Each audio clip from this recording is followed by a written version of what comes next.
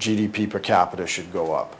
In greater investment in education. For example, in tertiary level education, I think there ought to be free access to UWI and the College of the Bahamas. Wow. There needs to be more emphasis put on the digital divide and ensuring that the country is digitally connected and that people know how to access it. So there needs to be training of the population in the use of the net and the World Wide Web. Because I think that's going to be key to our progress. But what about crime? I noticed the FNM and the PLP, their manifesto and their agenda said very little about crime. What are we going to do about crime? Well, I think we have the PLP has the best record on crime, and we know that the whole way to address that issue is from the social, to deal with the social issues which are attendant on it. I mean, you know, you talked about your book, or we've talked about your book. I mean, my thinking is, and why I'm attracted to the story, and I keep telling you it's a compelling story, is because it has to do with the confidence and self-esteem of young black males, which is a huge issue in the country.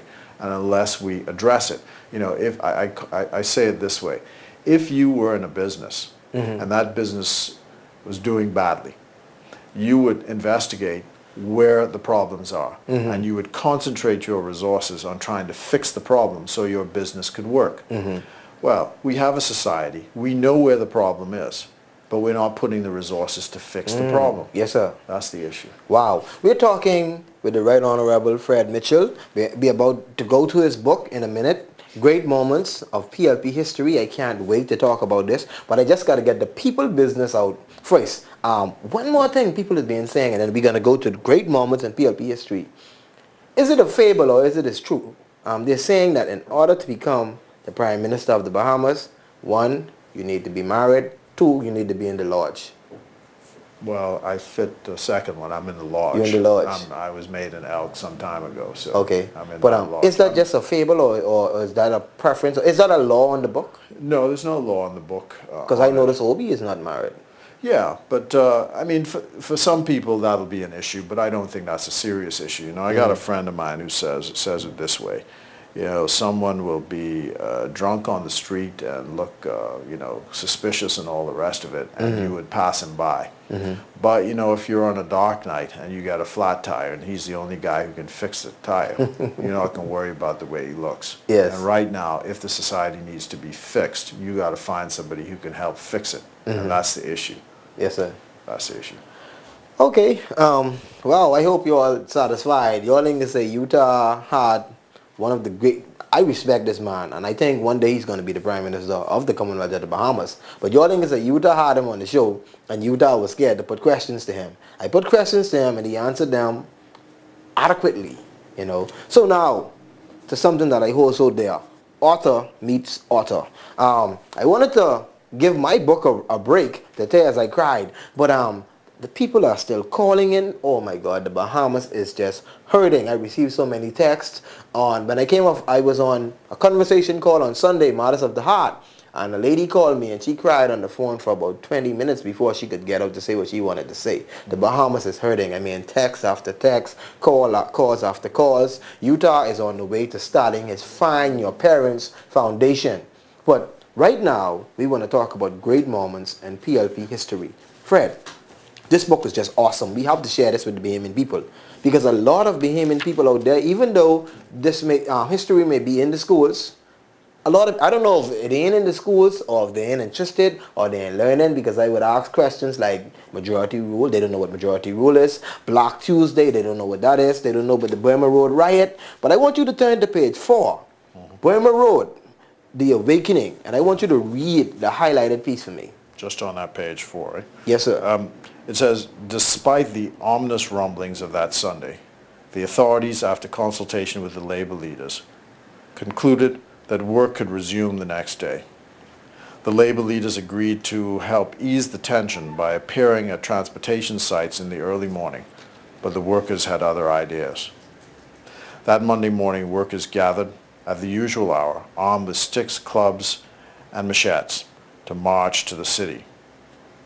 When the day was over, the streets were littered with broken glass from windows and soft drink bottles. And then Policemen and imported soldiers fired on the workers. 2 men were killed and 5 were wounded. Then they withdrew. This time the people returned with a vengeance. This time they attacked and destroyed the police station, the fire station, and the library. We don't have time to read this whole story. Tell me briefly, what is this about? What is the Burma Road riot? Burma Road is, Ronnie Butler sings a song, Going Down Burma Road. So it's really a commemoration of a song that was popular around the time of the riots in June 1st and 2nd, 1942. And this was a labor dispute at what is now the International Airport, where wages were being paid to foreign workers higher than Bahamian workers. And the Bahamian workers were trying to get their wages adjusted. The authorities refused, and the riots ensued. The authorities would have been the colonial government at the time, which was really, well, the governor at one level, who's the Duke of Windsor, but you had men like Stafford Sands and H.G. Christie, Sir Randall Fox? Roland Simonet. Well, Randall didn't get into the House until 1956, so he was on the other side in any event. And so Roland Simonet was the first premier? Yes, he became the premier in 65. Okay. Right.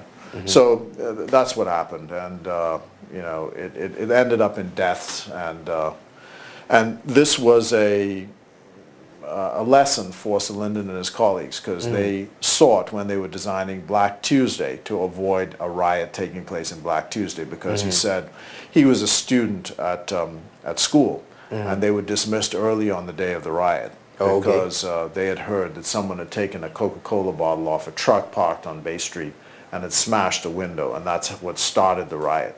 So when the 65 incident of Black Tuesday took place, when he led people out of the House of Assembly, he led the march from the streets to the Southern Recreation Ground so they could avoid the riot, any riot taking place in that year. Wow. Well, speaking of Black Tuesday, I want you to turn to page 11 and read that highlighted portion for me.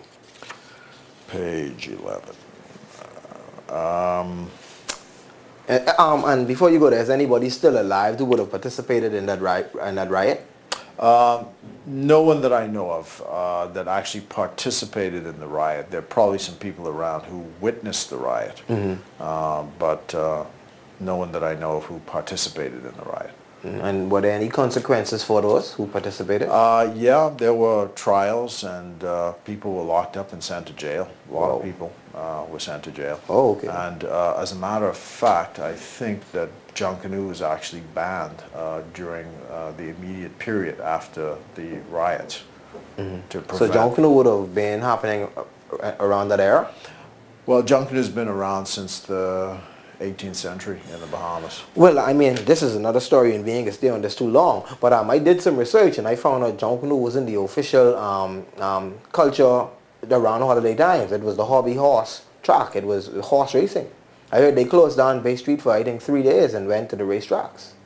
Well, that might have been a practice as well. But in the 1700s? Yeah, but Junkanoo's been around as a celebration, or, at least the history of it is that it came out of the Christmas celebrations, the Boxing Day celebrations for the slaves.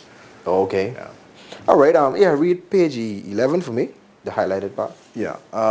Mr. Pindling then walked over to the Speaker's mace and lifted the 165-year-old mace, symbol of the Speaker's authority. This is the symbol of authority, he said. An authority on this island belongs to the people, and the people are outside.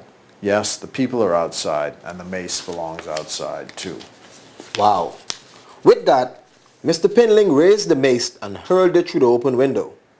Too astonished to make any sort of outcry, the UBP members watched in silence as Mr. Pindling led his contingent and the public gallery shouting, "PLP! PLP!" Then rousing himself, Mr. Simonet tried to restore order and continue business. Mr. Simonet was reminded by the labor leader Randall Fox, "You cannot legally continue business without the mace." Shortly thereafter, 2 policemen appeared at the chamber door holding the top half of the mace, the globe and the crown, both badly dented. Is the mace still dented today? No, the mace is not dented. There was a public appeal by the UBP shortly after this took place, and they raised money and had it fixed. So the mace is repaired.